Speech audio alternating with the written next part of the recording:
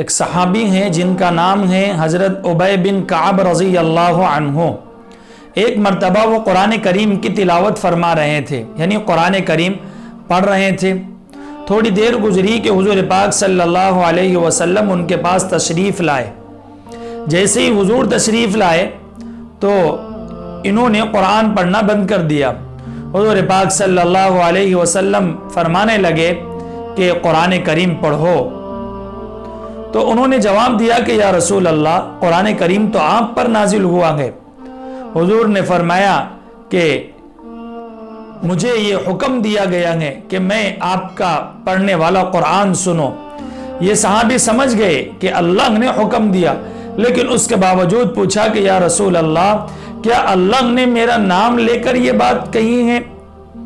حضور کریم صلی اللہ علیہ وسلم نے فرمایا کہ نعم، کہ ہاں، اللہ رب العزت نے تمہارا نام لے کر کہا، اور مجھ سے ارشاد فرمایا، اور مجھ سے اللہ نے فرمایا کہ اے میرے نبی صلی اللہ علیہ وسلم، کعب سے کہیے کہ وہ قرآن پڑھیں، اور اس کو آپ بھی سنیے اور اس کو میں بھی سنتا ہوں۔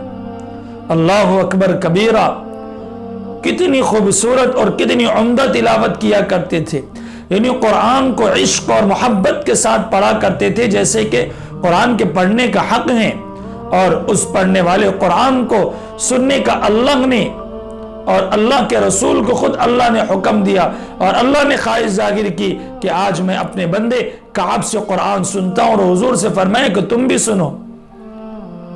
کتنی چاشنی اور کتنی مٹھاس کے ساتھ وہ لوگ قرآن کریم کی تلاوت کیا کرتے تھے کہ ان کی اس تلاوت کو رب سننے کی تمنا کرتے تھے، اور اپنے نبی سے سننے کے لیے کہا کرتے تھے کہ آج وہی قرآن ہمارے درمیان میں ہے،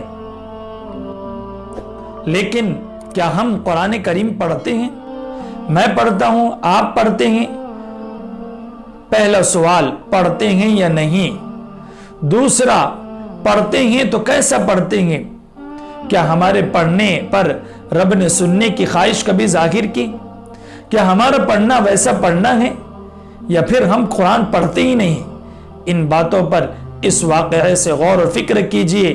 جہاں آپ کو بات سمجھ میں آ جائے اس کے بعد آپ عمل کرنا شروع کیجئے۔